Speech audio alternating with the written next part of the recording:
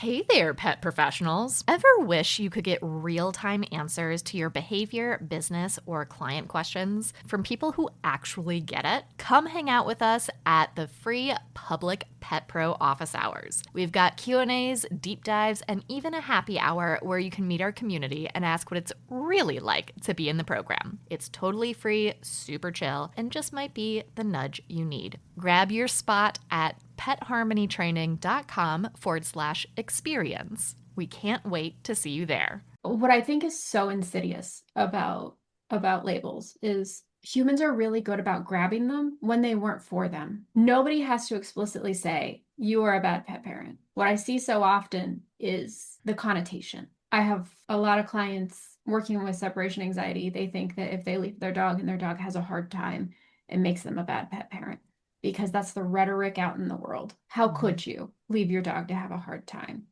And so the label gets ascribed because of these things, and it doesn't account for, yeah, I know that your dog had a hard time, and I know that that wasn't ideal. And also, you needed medical attention, and you made the right decision to go get medical attention. Like your dog needs you here tomorrow. That is what needs to happen. So I have so many clients that come to me and they're carrying such a weight because they have seen someone else be labeled that without knowing the entire story. And what's unfortunate is I very rarely get clients that label themselves the things that we would consider positive.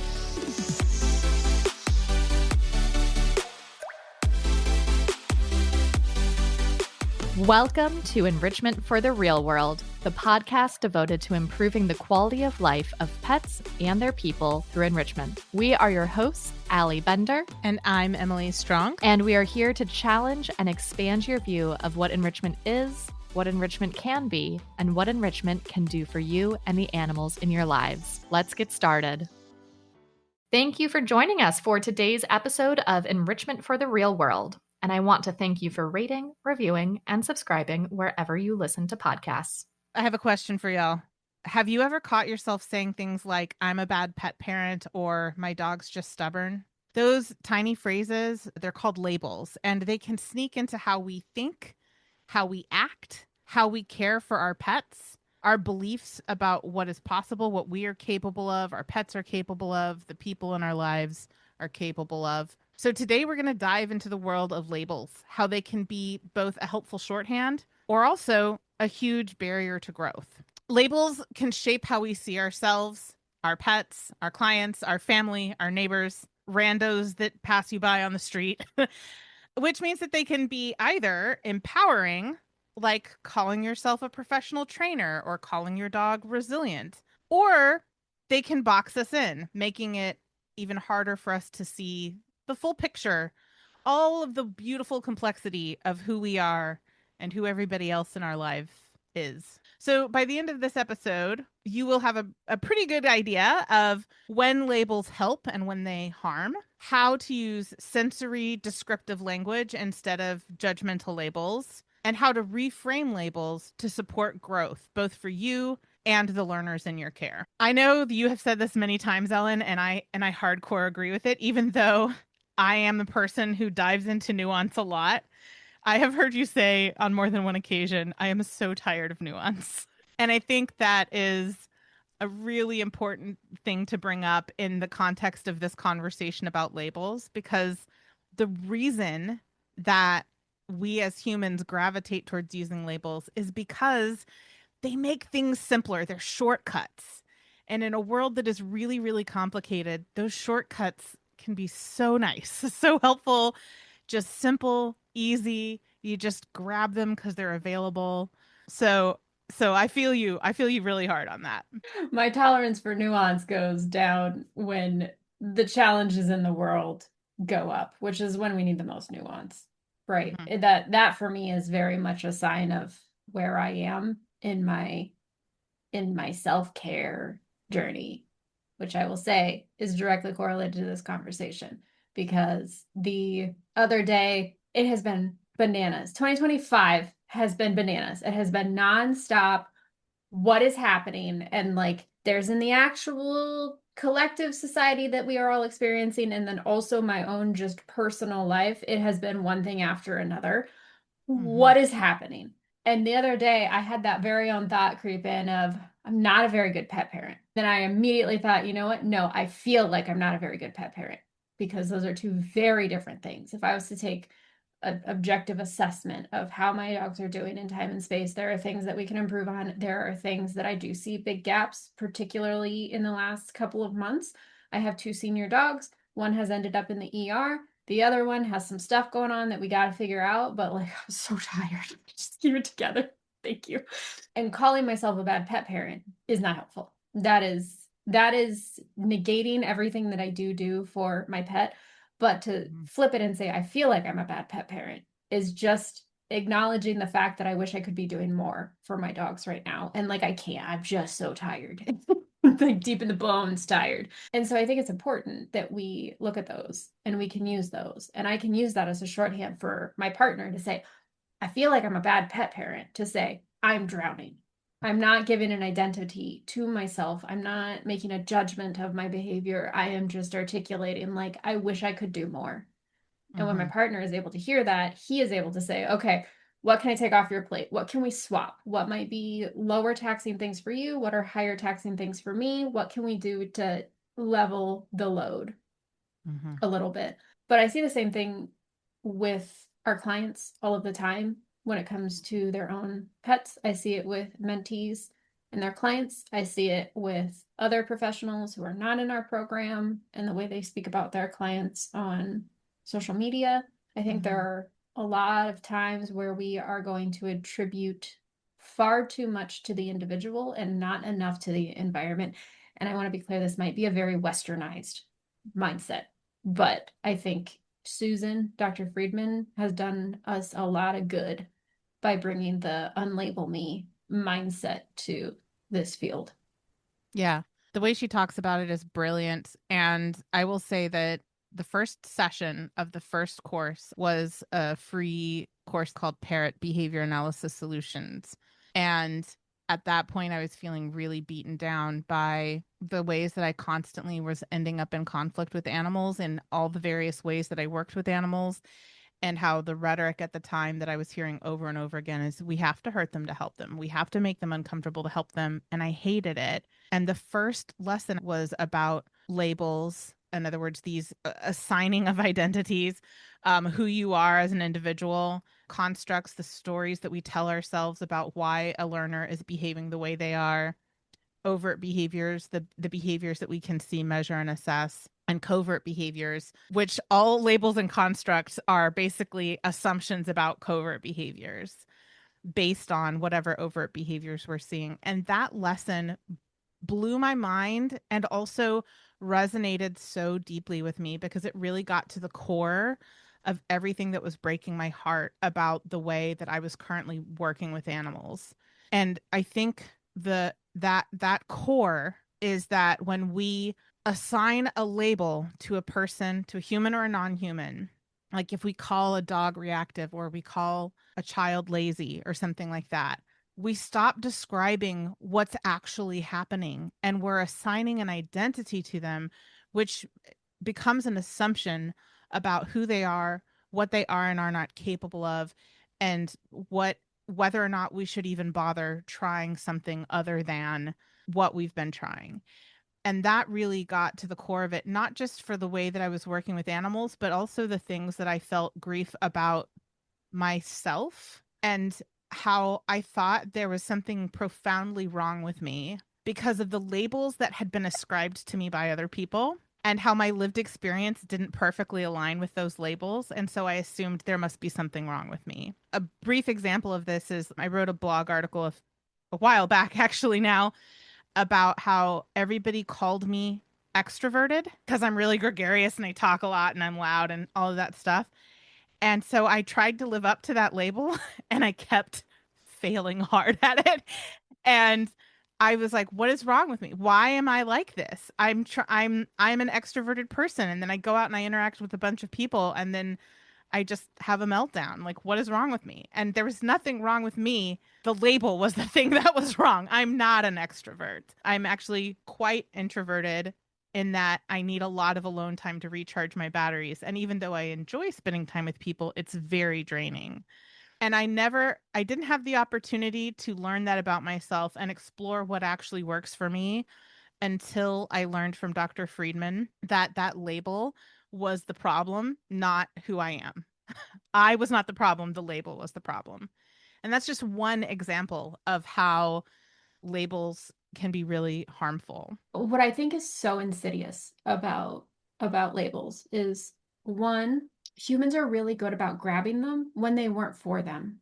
Like Mhm. one, it shouldn't, nobody has to explicitly say, you are a bad pet parent. What I see so often is the connotation.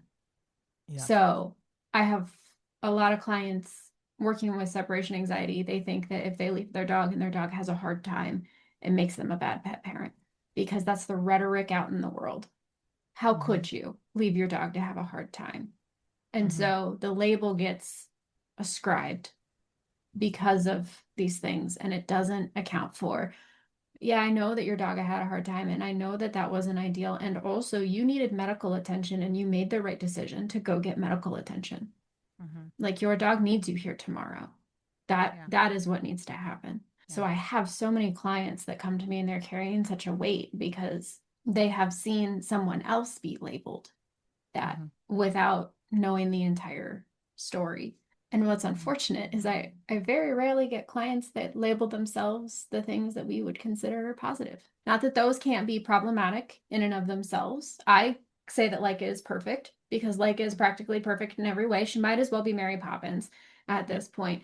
And I also know because of learning from Susan that that is going to predispose me to put her into situations that are harder because she can handle it, but it doesn't mean Mhm. she should have to. Yeah. So when we're looking at these things, there is going to be a pro and con whether or not we use a label that we think is a good thing. Like there are lots of labels that people have ascribed to me and they mean them as a compliment, and the fallout of them is huge. Yes. It adds a lot to my plate, the expectations that people have of me. I appreciate the compliment, and also it comes with baggage. So we want to be really careful about the way that we use these, and we want to shorthand them in some way, shape, Yeah. or form. I think the second part of that is we have mentees. We have clients that come to us and they want help. We have mentees that come to us and they want help. The thing that is so hard, particularly I think in an unregulated field, I haven't worked in a regulated field, so I truly cannot tell you if this is just a human problem or not, is that the language that I hear so often is, I can't call myself a trainer. I'm not comfortable calling myself a trainer. I Mhm. can't be a behavior consultant. I'm not a behavior consultant. And then I have yet to have somebody who has been able to take that and then tell me what that means. So what has to happen for you to take on this identity, to take on this part of you that you want to take on? Like you Mhm. want to be able to label yourself these different professions instead of focusing on trying to get this title. What we can do instead is focus on getting the skills that you ascribe to this title. So, Mhm. what does it mean to be a trainer? What does a trainer do? When you Yeah. tell me what the trainer does, then what we do in Pet Pro is help our mentees practice those skills until Mhm. it becomes ingrained harmoniously in their own identity. Yeah, for sure. All of that resonates so hard. And I think you really like, I want to pull something out that you said and ruminate it on it more because it's so important. And that is that like even labels that people perceive as being positive or complimentary can still have baggage. And that is so true. And I did the same thing that you do with Leica. I did the same thing with Miley, where I used to call her my perfect puppy, that she's so perfect. And it was coming from a good place of like after sharing my life with Bree, who had a lot of struggles as a formerly feral dog, it feels so relieving to have a puppy who is pro-social and resilient and joyful and unafraid and all of those labels, right? But by calling her a perfect puppy, that set us up for well, it set me up for emotional devastation when she like went through her big girl heat cycle and came out the other side with some grumpy feelings. And I had to process that like grief of like, oh, I don't have a perfect puppy anymore. And it's like nobody what that is so not fair for me to expect perfection from Miley. And also I set myself up to have a harder time than I needed to have about her going through a totally normal process. And I know it's a normal process, and I still felt more devastated than I needed to because of that. And the same thing when people call me smart or intelligent, they mean it as a compliment, and that has so much baggage. It is so emotionally complicated for me because, as you know very well, there are some very specific skill sets in which I have above average capabilities. And also, there are other specific skill sets that I have below average. I have like trying over and over and over in all these different ways. Can't figure out how to do payroll right, for example, right? So, like, yes, I have some advantages, and also I have deficits. And when people use the label smart, it makes me anxious about, now you have this expectation for me to nail everything out of the park, or hit everything out of the park all of the time, because you're not seeing the ways in which I have deficits. You're expecting me to be above average in every skill set. And that's not only impractical for me, that's impractical for everybody. So when people tell me that I'm smart, or they tell me that they feel intimidated by me because I'm smart, the first thing I ask them is, what does smart mean to you? Because I genuinely don't know what you mean when you tell me that I'm smart. And it makes me very anxious, because then I feel like you're going to expect me to be really, really good at everything. And I am really, really not good at a lot of things. And that kind of led into a conversation that Allie and I had a couple days ago about the difference between self-limiting beliefs and robust punishment histories for trying things. And it was like, what labels are we using in this conversation? Not in that particular, let me rephrase it, because it sounds like we were saying that about each other, but that's not what was happening.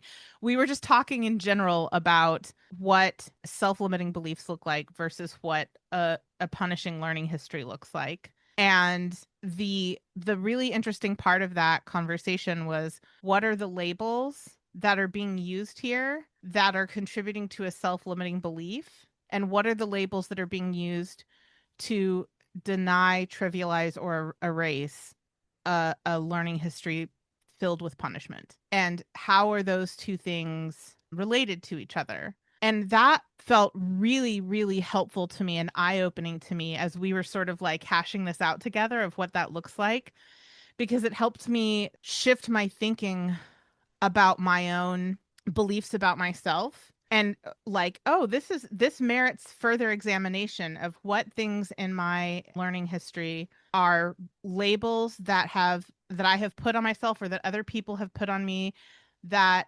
impact my belief about what I am capable of, and what things are labels where I need to do some more acknowledgement of, like, how can I set myself up to have more reinforcement in my learning attempts so that I'm willing to try again. The labels really muddy up the difference between where we need to change our expectations versus where we need to change our antecedent consequence arrangements, right?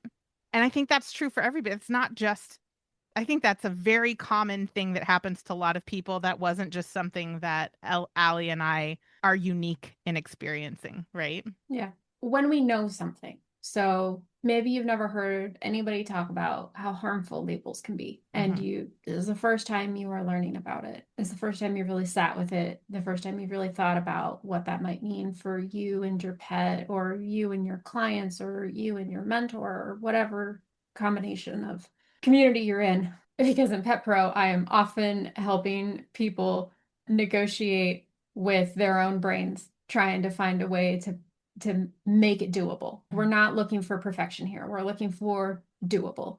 And so sometimes when we take those labels and we tweak them a little bit, and we are comfortable taking that label on for ourselves, knowing what it can mean, what could the fallout be, we can sometimes push to that next tier. And so if you are in your example from literally anything, the only thing you told me is what you just told me. Yeah. If you instead say, what if I am resilient? Yeah. What if I am more robust against punishment? What if I am, maybe I haven't to this date taken on curiosity as an element of my identity, a label that I would give to myself, but what does it do for me if I say, no, I am a curious person? Yeah. How does that change the things for us? And I Yeah. think the second part when we're working with our pets is like, how does it change how we can show up for them? Yes. do the labels that we give them, help us show up for them in a way that we are proud about. So I will past the day she does. She will Right. forever be practically perfect in every way. She is perfect despite me, not because of me. She is one of the easiest dogs I have ever met in my entire life. She is like, I am pointing to her. You're listening to this. You can't see that. And I also know that she needs support. So she deserves support. That is one of the other labels. She has high support needs in some scenarios because that helps me balance the two things where I know that if she had to go to another home, she would be okay. I know that if when things are stressful, she can handle it, she can cope with it, she comes out the other side and she does not carry that for the rest of her life. Mine is Griffey, who is the total opposite. Like we have to be very careful. I know those things about her. I also know that just because she's practically perfect in every way does not mean she deserves less support. Yeah. She is not the kid that is going to get paired with all of the kids that are really hard to work with because she can. Yeah. And we see that both humans and non-humans get burned out when they are either they themselves are trying to live up to a label or other individuals are expecting them to live up to a label. That becomes really it just becomes exhausting and demoralizing and rife with really aversive experiences. And you're absolutely right, like what you said earlier about like being able to shift it from a statement to a question can be a really important way to sort of like dig yourself out of that mindset. And I think that another facet of that that's not so much asking a question, but having these realizations where it's like, wait a minute, I am a person who does XYZ. I know this. I can point to very specific multiple examples in the past of how I am capable of, I did execute this really well. So the question is, what is the difference? Why am I not able to execute that in this context versus another context? And we do the same thing with the pets that we work with. Like instead of saying that this animal lacks resilience, for example, we're just picking on resilience today. I think it's just an easy label because it comes up a lot in our job. Because it But comes up a lot in our job. And also, well, some people do agree on that definition. We're not all using the same one, no, friends. we're definitely not all using the same one. But it's like, okay, well, in these contexts, this animal, well, first of all, we have to ask, what do we mean when we say resilience? But also in this context, this animal may not be showing a lot of resilience. But let's look at all these other contexts where this animal or this human has shown a lot of resilience, and let's examine the differences between those two contexts. And I think that's to connect dots for people. That's really ties into what you were saying earlier about we're looking too much at the individual instead of the environment. Like what are the environmental contextual differences that have elicited or set the stage for these very different behavioral responses from the same individual, right? So that kind of leads us into what do we do with labels? Like how do we handle them? And I think we've sort of mentioned it in passing, but it bears repeating that when we use a label, we need to pause and make sure that we're very clearly defining what that means to us, what it looks like, how we're defining it, so that whoever is in the pool of language users who are using that label, we all understand what we mean by that label and we're all in agreement on that definition.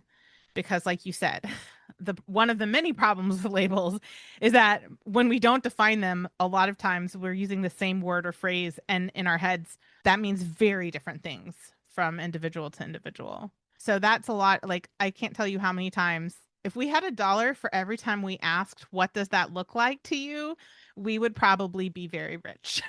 Because I know I at least ask that question multiple times a day to multiple learners, and I know you do too, and I know Allie does too, and I know Tiffany does too. That's just a question we have to ask people all the time. Like, what does that mean to you when you use that word or phrase, right? In my household, when I tell my partner or my partner tells me the dogs are in a mood, that means they are playful. We are likely to see a higher than baseline element of play. Leica is laughing, Griffey is wiggling. They are making jokes. We are talking about joy, play, all of those things, pro-social, affiliative, that kind of stuff. When I say I'm in a mood, that is not what I mean at all. And so if I was to try and tell somebody my dogs are having the best day ever, they're in a mood, likely the cultural context around that is going to be my dogs are irritable, they're cranky, they need more space, they need higher management. And that's the opposite at my house. It really doesn't provide a shorthand until you clearly define that within the group of individuals that you are talking about. And so Yeah. if I have a client that comes to me and they're like, my dog's reactive, I understand the internet you have been on because I have also been on the internet. And I can also tell you, after working with the number of dogs that I have worked with, I have no idea what that looks like because it could look like so many things. So, like, Yeah. I need you to tell me what that means to you. I don't care if you and I would label these behaviors reactivity or fear or aggression or any of those things. I don't need to agree with you on the label. What I need to know is what it means to you. Yes. Because this client's reactivity could mean one thing. This client's reactivity could mean something else. This client's reactivity may be something else. What I would label aggression, somebody else might label something else. Yeah. And realistically, that's not the part I care about. What I care about is that using our senses, we're able to observe the same thing and come to the same conclusions about what it is.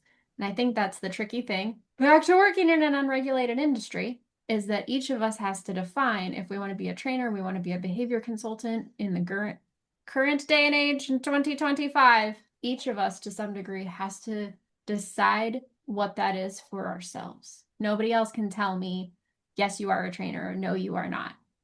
Because I have looked at so many people in Pet Pro and been like, to me, you're a behavior consultant. Yeah. Full stop. I have no question that you are a behavior consultant and you are not ready to take on that label for yourself. And that is okay. And I don't need to bully you into that.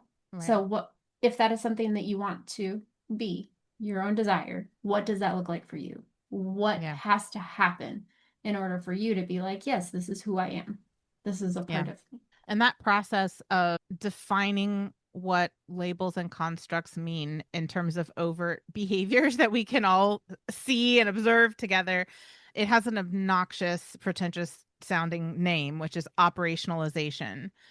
But I think whether or not you ever care to remember that word or want to try to tackle saying it is a moot point. What matters is that you know how to do that process of operationalizing what you mean when you say those labels. Because, for example, one of the many things that contributes to the feelings of imposter syndrome is that people haven't operationalized for themselves what they mean when they say, I want to be a trainer or I want to be a behavior consultant. It's vague and undefined. And so they're just relying on feeling of confidence as being the definition of like, I am this job. And my don't even get me started on the label of confidence. Oh my God. Oh my gosh. You want to see me on a soapbox? 45-minute soapbox. Face red, sweat. Oh, I have. Right. And so it's like, okay, instead of you defining your job title as dog trainer or behavior consultant or whatever based on your feelings of confidence, what if we created a rubric of clearly operationalized skills and then you were able to kind of like tick all the boxes and be like, I actually do meet the criteria for all of these skills. Ergo, I am a trainer. I am a behavior consultant, regardless of how I feel about it. Right. And ironically, that process actually does usually change how people feel about it. Yeah. So, like, and if it doesn't, that's other good information. Back to your, are we having a disconnect on labels? Are we having a disconnect in self-limiting beliefs, or are we having a learning history problem? Like sometimes it's not about the execution. Most of the time, it is about the execution and the repetition and doing the thing over and over and over again. Yes. Yeah, for sure. So I feel like that is where so many aspiring professionals get stuck, is just feeling like they can't own their title yet, but it's because they can't even clearly articulate to themselves what that title means, what it looks like, what skill sets are involved or included in that. And I find it interesting how many people have big defensive feelings around those titles. Like I've had a couple of people, like for me, the jobs of trainer and behavior consultant are different. They have different job descriptions. One is not better than the other. It's just different. I don't consider myself a trainer because I don't train animals. I consider myself a behavior consultant because I don't even consider myself a behavior consultant anymore because I don't even work with clients anymore consulting. I consider myself a mentor now. But when I was working with clients, I considered myself a behavior consultant because I supported clients in their ability to train and support their pets. But to me, that's a very different job description with different skill sets than being a trainer who is working directly with the animals. And it has nothing to do with one being more important than the other. They're just different jobs. I have felt so surprised that a few people have had big feelings about me differentiating between trainer and behavior consultant because their perception is that one is better than the other. And so they're like, how dare you make people feel bad if they're just a trainer? And I'm like, I'm not making people feel bad about, I never used the word just to describe trainers. Like, that's your feelings. And it's like, oh, that is good information. And also, this is why it's really important to operationalize our labels because clearly we mean very different things by those terms. Yeah. And I wear both hats. I waffle between all of them. I will waffle into my layman scientist hat. And also, I'm going to take that hat mostly off and put on my pet parent hat sometimes.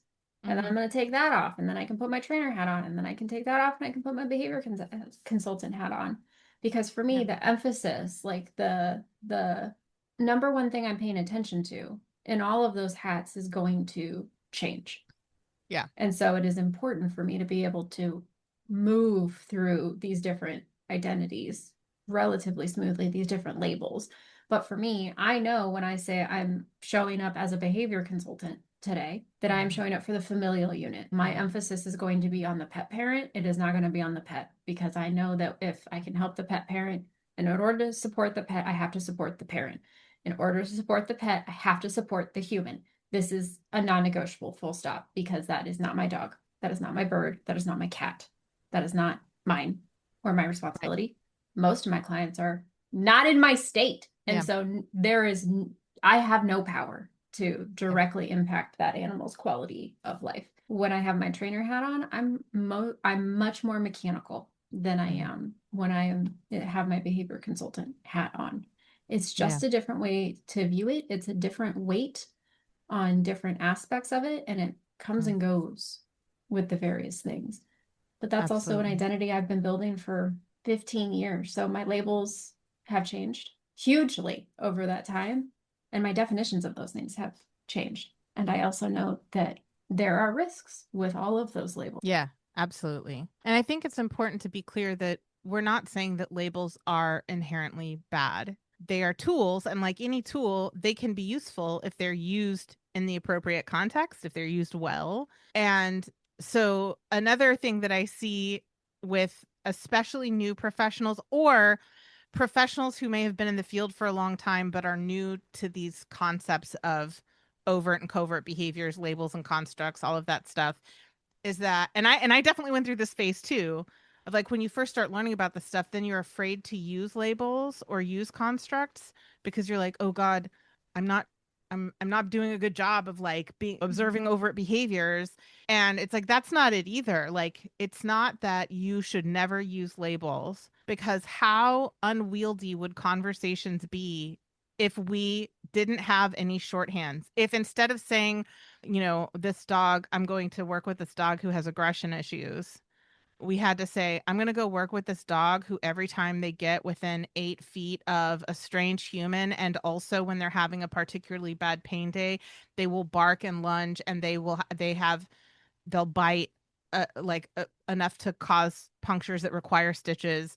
Oh my God, that sentence just took me forever to say, right? Like we would never finish a conversation if we didn't have labels, right? We would never get anything done if we had to operationalize every single behavior every single time we talked about it. The problem with labels is when we stop. Well, first of all, when we have not even defined for ourselves what we mean by that label, much less had that discussion with the people that we're talking to, so that we make sure that we're all on the same page, drawing from the same pool of information, that we all understand each other. There's clarity in our communication. And I think for me, what I've noticed is that more often than not, where labels are handy is describing past behavior. So if I say I'm working with a reactive dog, this dog has a history of behaving in like having the set of behaviors that we are using shorthand to describe as reactivity, as opposed to saying this dog will be reactive forever and ever, as opposed to assuming future behavior, right? And I think that's where we get into the most trouble, is when the label shifts from a shorthand for past behavior to an identity description of assuming what this animal or this human will do forever and ever. Yeah, I think that's where I see clients get really hopeless when in my external assessment, like there's a lot that could be different, is when we have gotten to the point where that's just who they are. They Yes. are reactive. They are aggressive. People don't say they are separation anxiety, but like the same thing. And so when we are able to shift that, and look, defense mechanisms are valid. And if you are drowning and you need to take a break, and that is the only way that you are going to go put on your own oxygen mask, I'm not taking that from you. Yeah. But if we're finding that we're feeling really hopeless, shifting to they have a really hard time with people, they really struggle to be home alone, instead of making it about a diagnosis and more a shorthand description of what we see, can be really, really beneficial and can add some more of that hope, or that we could influence something. We can make a difference, because behavior And isn't all internal. That's one of the other beautiful things, is like none of us are 100% ever going to respond in a predictable way. And so if you think that this is just who they are and nothing can change, of course you don't want to try things. You don't have a belief that the change is possible. And to be fair, especially to behavior professionals who are aware of this and live in it, I think one of the reasons that this becomes so tricky to navigate is because we do have a saying in this field that the best indicator of future behavior is past behavior. And that is true. And also that doesn't mean that labels assuming all future behavior are correct. What that means is if that were just true across the board, that the best indicator of future behavior is past behavior, there would be no point to our profession, right? What that actually means is if you set this learner up to fail in the future, they are going to fail in the same way that they have failed in the past. What that doesn't mean is it's impossible.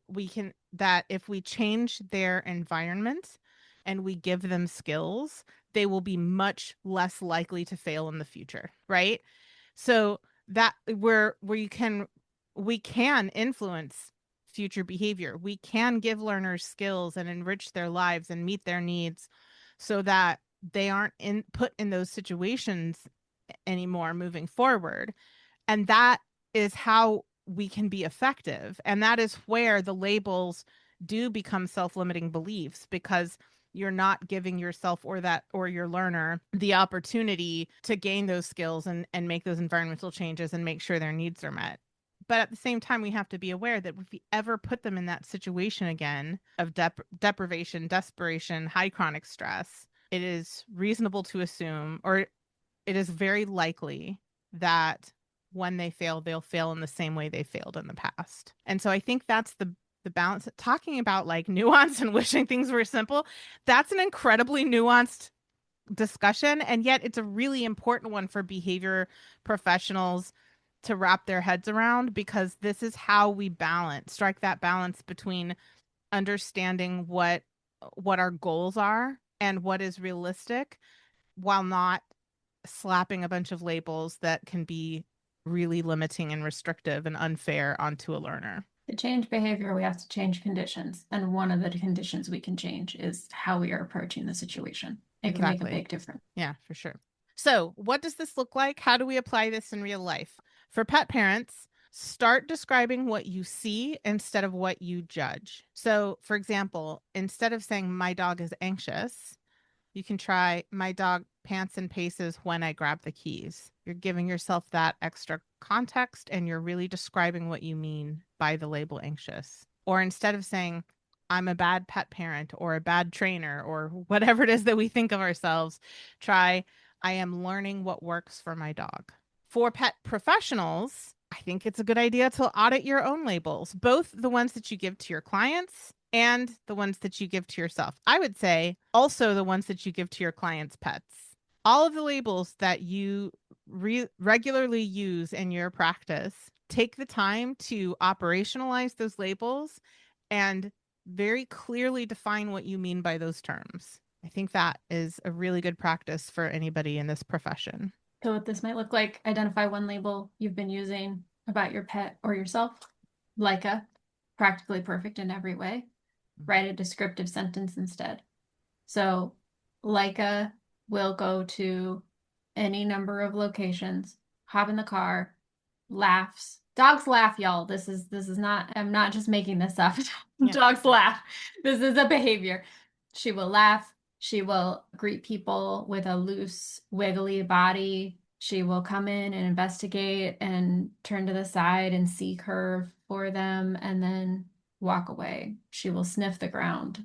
She will play in the grass. She will find the singular tennis ball that is caught behind a fence at a park and take me there no less than 6 times.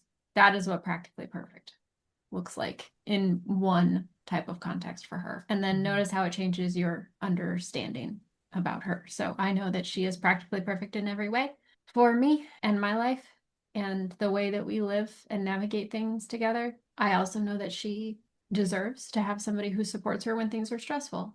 So, as a final thought, just remember that labels aren't the enemy. They're not intrinsically bad or wrong. They're just words. They're just a tool that helps us get through a conversation in a reasonable amount of time. They're there for the sake of efficiency.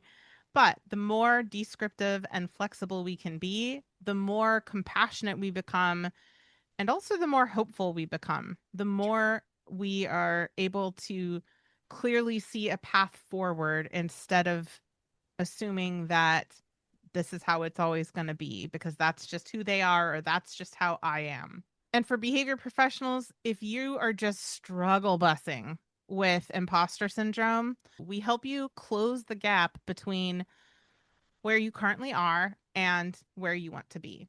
I hope you enjoyed today's episode, and if there's someone in your life who also needs to hear this, be sure to text it to them right now. If you're a pet parent looking for more tips on enrichment, behavior modification, and finding harmony with your pet, you can find us on Facebook and Instagram at Pet Harmony Training. If you're a behavior training professional dedicated to enrichment for yourself, your clients, and their pets, check us out on TikTok and Instagram at Pet Harmony Pro. As always, links to everything we discussed in this episode are in the show notes. Thank you to Ellen Yoakum for editing this episode and making us sound good. Our intro music is from Penguin Music on Pixabay. Please rate, review, and subscribe wherever you listen to podcasts. That helps more pet lovers and professionals find us so they can bring enrichment into their world too. Thank you for listening, and here's to harmony.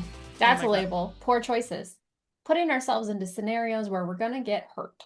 It's true. My So label good. for Miley right now is way too quiet. Uh-oh. And what I mean by that is can't Uh-oh. hear her playing in her cardboard mountain, which means she's probably up to something that she shouldn't be. She's probably destroying something. All right. Probably going to make your life hard.